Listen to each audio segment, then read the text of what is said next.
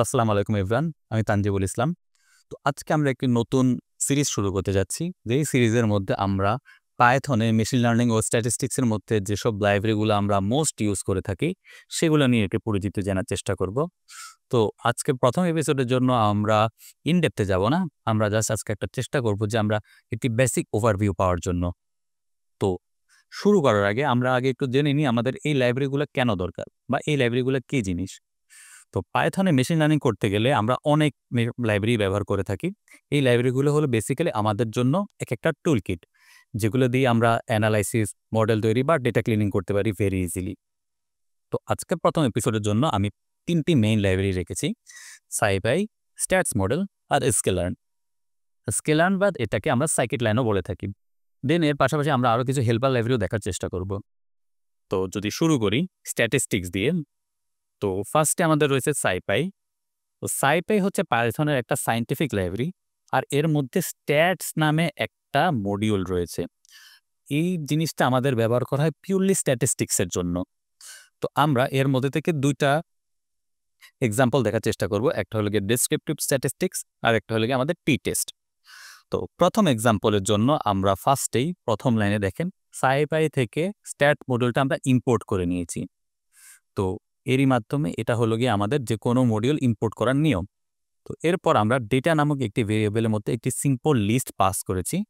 দেন print ফাংশনের মধ্যে আমরা স্ট্যাটস ডট ডেসক্রাইব দিয়েছি অ্যান্ড এর ভিতরে আমাদের ডেটাটা পাস করছি।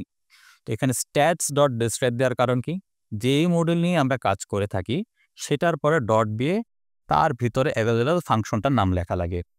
দেন আমরা ব্রেকেটের মধ্যে আমাদের ভেরিয়েবলটা পাস করে দিতে পারি। সো আমরা যখন স্ট্যাটস ডট ডেসক্রাইব দিয়ে ডেটা ভেরিয়েবলটা পাস করছি, আমরা যে রেজাল্টটা পাইছি সেখানে দেখেন আমাদের রয়েছে আমাদের ডেটা সেটে কয়টা ডেটা রয়েছে। যেমন এখানে 1, 2, 3, 4, 5টা ডেটা রয়েছে, তাই আমার এখানে 5 এসেছে। আমি আরও বেশ কিছু ইনফরমেশন এখানে দেখতে পারতেছি। যেমন আমার ডেটা সেটে মিনিমাম ভ্যালু হলো গিয়া 10, আমার ডেটা সেটে ম্যাক্সিমাম ভ্যালু হলো গিয়া 50, আমার ডেটা সেটের এভারেজ ভ্যালু হলো গিয়া 30। দেন আমি আমার ভেরিয়েন্সও দেখতে পারতেছি, ইভেন আমি আমার স্কিউনেসও দেখতে পারতেছি। তো বুঝাই যেতেছে জাস্ট একটা সিম্পল লাইন অফ কোড দ্বারা আমরা কতগুলো ইনফরমেশন এখান থেকে পেয়ে গেলাম। তো এটাই হলো গিয়ে আসলে আমাদের লাইব্রেরির পাওয়ার।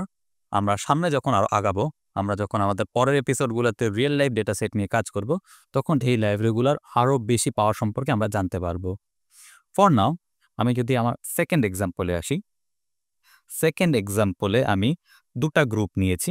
একটা জিনিস এখানে খেয়াল করতে পারেন যে আমি প্রথমে যখন আমার একবার লাইব্রেরি ইম্পোর্ট করে ফেলছিলাম, সেকেন্ড টাইম আর আমার লাইব্রেরি ইম্পোর্ট করা লাগতেছে না। তো লাইব্রেরি আপনাকে অনলি এক টাইমে ইম্পোর্ট করা লাগবে যখন আপনি কোড করতে যাবেন। এখন সেকেন্ড এক্সাম্পলটা যদি আমি দেখি, আমি এখানে 2টা গ্রুপ নিয়েছি, গ্রুপ 1 আর গ্রুপ 2। ধরে নিতে পারে এগুলো 2টা স্টুডেন্টসের আলাদা আলাদা কিছু মার্কসের ডেটা সেট আমার কাছে আছে। তো এখন আমি স্ট্যাটস মডিউল থেকে আমি টি টেস্ট আইএনডি কে কল দিচ্ছি। টি টেস্ট আইএনডি ফাংশনটাকে আমি ইউজ করতেছি।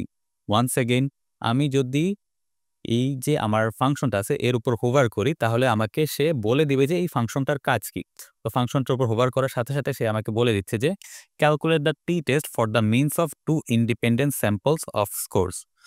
তো আমরা এখানে যেটা করতে যাচ্ছি, 2টা গ্রুপের মধ্যে এই 2টা গ্রুপের মধ্যে মিনের সিগনিফিকেন্স আছে কিনা আমরা সেটা বের করতে যাচ্ছি।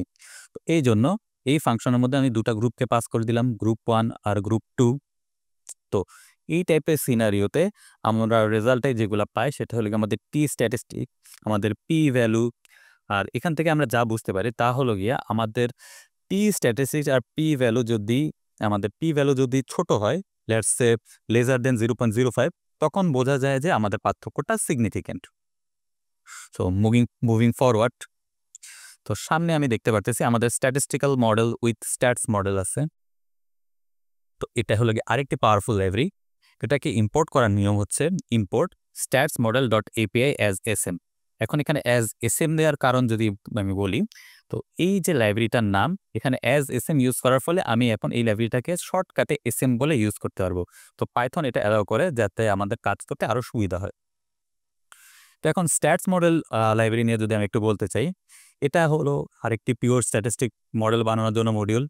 তো এটা অনেকটা আর এর মতন, এখান থেকে আমরা পি ভ্যালু, কনফিডেন্স ইন্টারভেল সহ আরও অনেকগুলো ইনফরমেশন পেতে পারি। তো যদি আমাদের এক্সাম্পলটা দেখি, আমরা এখানে দুটি জিনিস নিয়েছি, এক্স আর ওয়াই। এক্স হলো গিয়ে আমার ইন্ডিপেন্ডেন্ট ভেরিয়েবল আর ওয়াই হলো গিয়ে আমার ডিপেন্ডেন্ট ভেরিয়েবল।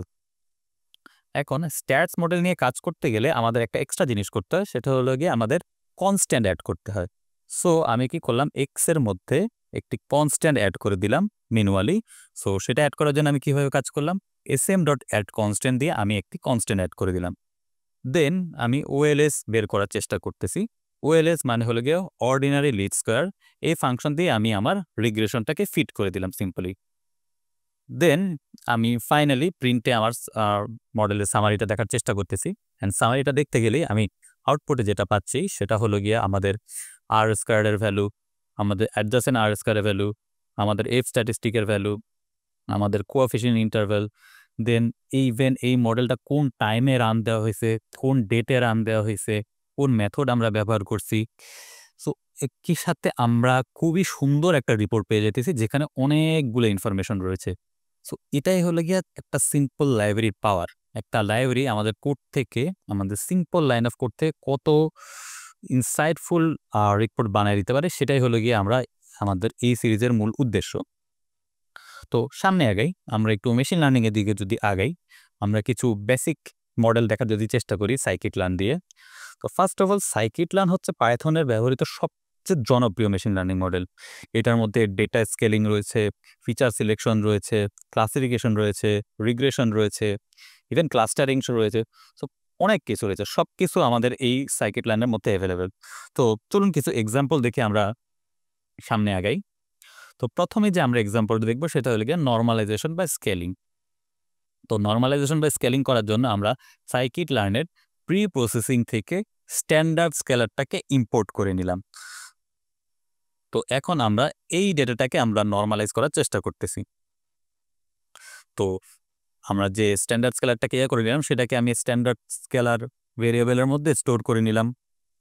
এখন যদি আমি একটু এক্সপ্লেন করতে যাই যে স্কেল ডেটা মানেটা কি। স্কেল ডেটা মানে হলো গিয়া এখন সব ফিচারে মিন হবে 0 আর স্ট্যান্ডার্ড ডেভিয়েশন হবে 1।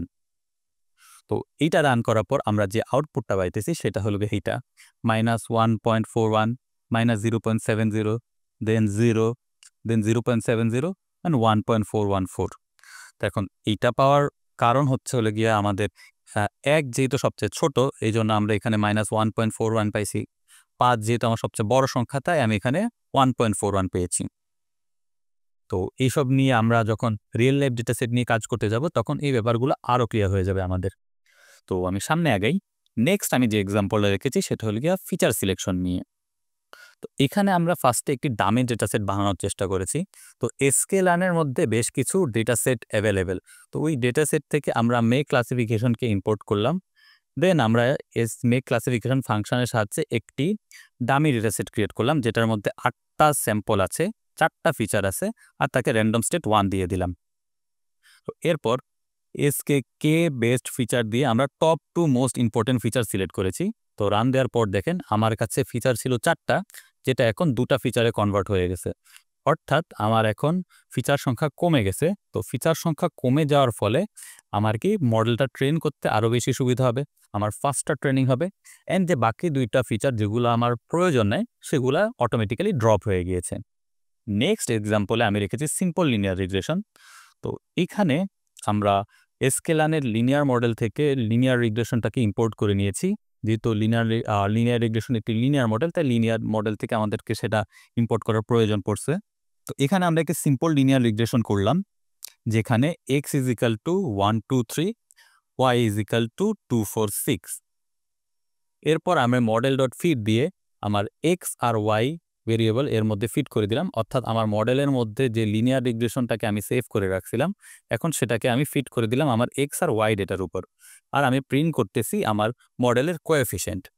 এটার মানে হলো গিয়া আমার যদি x 1 বাড়ে, আমার y এর ভ্যালু 2 বাড়বে।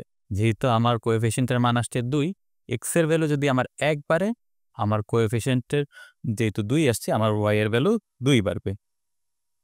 নেক্সট যদি আমি সামনে আগাই, নেক্সট এক্সাম্পলে আমাদের রয়েছে কে মিনস ক্লাস্টারিং। ক্লাস্টারিং মানে হলো আনসুপারভাইজড মেশিন লার্নিং, যেখানে আমরা আগে থেকে আমাদের লেভেলটা জানা থাকে না। তো কে মিনস অ্যালগোরিদম ডেটাকে কি করে, ক্লাস্টার করে। তো আমরা এখানে দুটা ক্লাস্টার নিয়েছি। আমাদের ফার্স্ট অফ অল অবশ্যই sklearn-এর ক্লাস্টার থেকে কে মিনস অ্যালগোরিদমটাকে ইম্পোর্ট করে নিতে হবে। দেন আমরা মডেলের মধ্যে কে মিনস দিলাম। আমরা চাইতেছি যে আমাদের ডেটা সেটটাকে দুইটা ক্লাস্টারে বিভক্ত হবে। তো আমাদের ডেটা সেটটা আমি নিলাম x = 1 2 1 4 9 2 9 4। দেন অ্যাগেন আমরা মডেল ডট ফিড দিয়ে আমাদের এর মধ্যে যে ডেটা সেটটা আছে সেটার মধ্যে আমার মডেলটা ফিড করে দিলাম। দেন আমি আমার প্রিন্টের মধ্যে মডেল ডট লেভেলস দিতেছি, অর্থাৎ কি লেভেল আমার আসে সেটা আমি দেখার চেষ্টা করতেছি। তো এখানে দেখেন প্রথমে আমার 1 2 আর 1 4 এর জন্য একটা ক্লাস্টার হয়েছে, অর্থাৎ 0 0। সো ওকে 0 ক্লাস্টার দিছে, মানে ওকে লেভেল করছে 0, ওকেও লেভেল করছে 0। দেন 9 2 আর 9 4 এর জন্য আরেকটা ক্লাস্টার হয়েছে হুইচ ইজ 1। সো এটাকেও লেভেল করবে 1, এটাকেও লেভেল করবে 1। সো আমাদের 4টা ডেটা সেট থেকে আমরা 2টা ক্লাস্টারে বিভক্ত করে নিলাম, যেটা আমরা আমাদের ফাংশনের মধ্যে বলে দিয়েছিলাম। তো এই ছিল আমাদের আজকের পর্বে। আমরা আজকের পর্বে জাস্ট মেশিন লার্নিংয়ের আর স্ট্যাটিস্টিক্সের বেশ কিছু মডিউলের ওভারভিউ দেখলাম। আমরা নেক্সট ভিডিও থেকে রিয়েল লাইফ কিছু ডেটা সেট নিয়ে এই যে লাইব্রেরিগুলো আমরা দেখলাম, এগুলো আসলে কেন ব্যবহার করা হয়, এগুলো আরও কতটা পাওয়ারফুল, অ্যান্ড এগুলোকে কীভাবে আমরা এফিশিয়েন্টলি ইউজ করতে পারি সেটা দেখব। সো ততদিন পর্যন্ত আসসালামু আলাইকুম অ্যান্ড গুড বাই।